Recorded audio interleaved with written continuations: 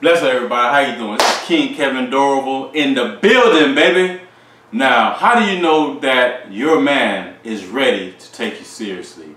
There's a few ways. One, he's going to step up to the plate. Now, you may come across some kind of problem. It could be financial. It could be someone trying at your job. It could be a neighbor. A man, once he hears that you're having a problem, especially if it's a car problem, he's going to want to be that solution to the issue. Whatever it takes, he's going to be there for you. So when you tell him, hey babe, man, I think my light's going to be cut off and yada yada yada, you know what he's going to do? Okay, how much is the light bill? So either he's going to try to put it in half, put in something, if not, pay the whole thing. You know, because as a man, he understands that his job is to provide and protect you because you're his queen. You are the answer to his problems. You are the key to his destiny, and he's going to treat you as such. As a matter of fact, he's going to share half his kingdom with you if his heart, his soul, his spirit is pulling towards you. Now, I'm not an advocate for women to go out searching for a man. I definitely believe you should be making yourself available to be open so that a man of quality, a good man, could find you. But once you do find a man, ladies, you just can't give him all of your good energy. You can't just give him, you know, your good sex, your good food, your good head, that some of you who do that, your money. You just can't do that because he has a penis, he's a man, or an adult male. Because there's a difference between an adult male and a man. You follow me? Because a lot of these adult males call themselves a man because that's what society automatically tells him. But back in Africa, and even in some countries in the Caribbean, a man has to prove himself. He has to show that he is worthy of you. Because to have a woman is a blessing. Even the Bible tells you when a man finds a wife, he finds treasure. He finds a good thing. But the issue is a lot of these men aren't realizing how valuable you are. And so if you're dating him and you're coming to him with your issues or maybe some problems that you're having, and he's like, oh man, I'm sorry to hear that, baby, or what you gonna do about it? If that's all you hear from him, especially when it's an urgent situation which needs an immediate response, an immediate action, and all he does is ask you what you're gonna do about it, and he's not a leader.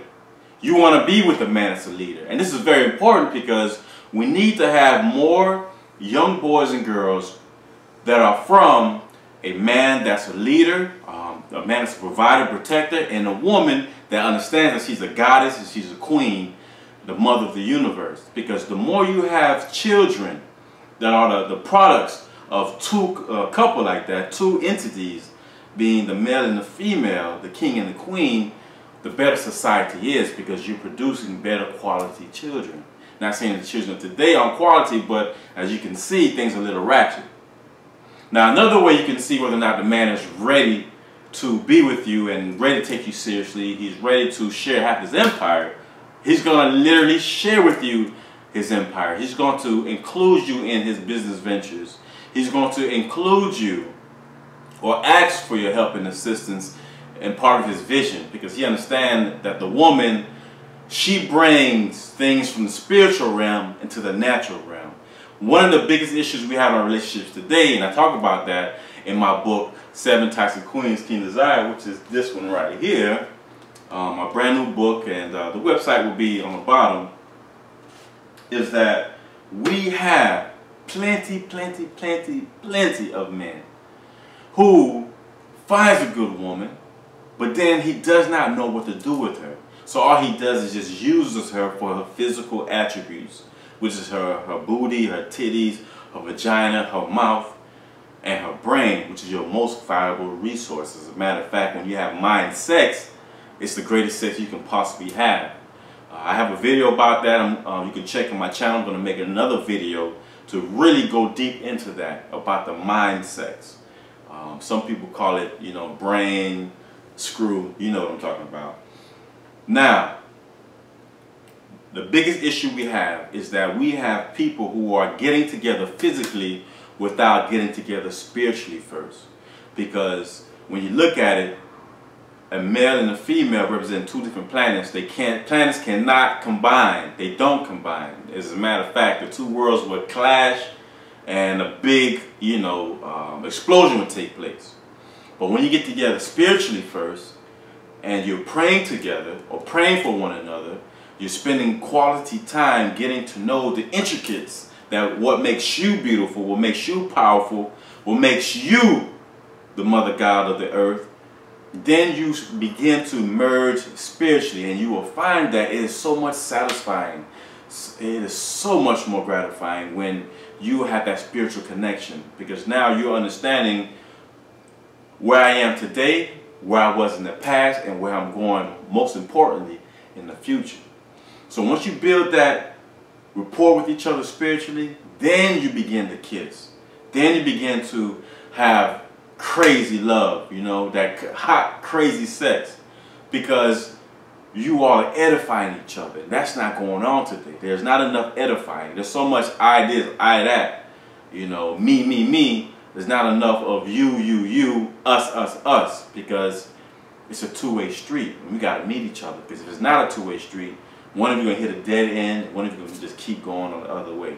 So make sure, ladies, that you test your men to understand whether or not he's a man that's meant for you, that he's ready to take you seriously.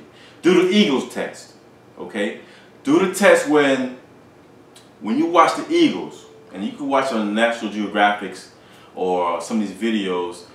There's an eagle test. The female eagle picks up the stick, she takes it, she flies up above about 50 feet, and she drops it. She drops the stick in the air and to watch whether or not the male that's interested in her, that wants to court her, before he can even get close to her, he has to catch that stick and bring it back. Now what she's going to do is she's going to fly down, drop the stick, and pick up an even bigger stick. And the male eagles is watching this. She flies even higher, let's say 7,500 feet. Now she drops the stick, a much heavier stick at a higher altitude. The male eagle picks up the stick, catches it in midair before it hits the ground, which is very important, because if it drops to that ground, he misses the test and he drops the chances of courting her, of getting her good food, of getting her good sex, of getting her good prayers and feminine energy. Because the male eagle and the males, grown men in society and kings, they understand the value of the woman. When he catches that stick, he gives it back to her. She goes back down, picks up an even bigger stick, and possibly a small log at this time. She picks up the log, flies up in the air, even higher, and drops it. Now what she's looking for? She's looking for consistency. She's looking for stamina and strength. These are the things that we need from our men. Can our men, the man that wants to court you, can he stick around? Is he consistent? Is he a man of his word? Does he have the strength to provide and protect you and your children that you're going to create together? Maybe the children you already have, and he may already have. Does he have the stamina to stay in there and take care of your sexual needs in bed? Can he stay up late nights? Can he go jogging with you? These are the things we need to ask ourselves. Can he provide for you and the family? Again, I see that is so important, because a man's manhood, his manliness, is based on his ability to provide. And I hope I'm not being too professorial with what I'm saying. We have to question these things so that women, you are the key of our source. If you aren't questioning these things and making sure that this man is a man of quality that you bring into your life, and you just let him in, we're going to constantly have these children that are not blessings to the community, but rather becoming curses. Generally speaking, when a child is terrorizing the community, when a child is robbing the community, it's the result of what we produce. Let's get back to our right state of minds, our African state of minds.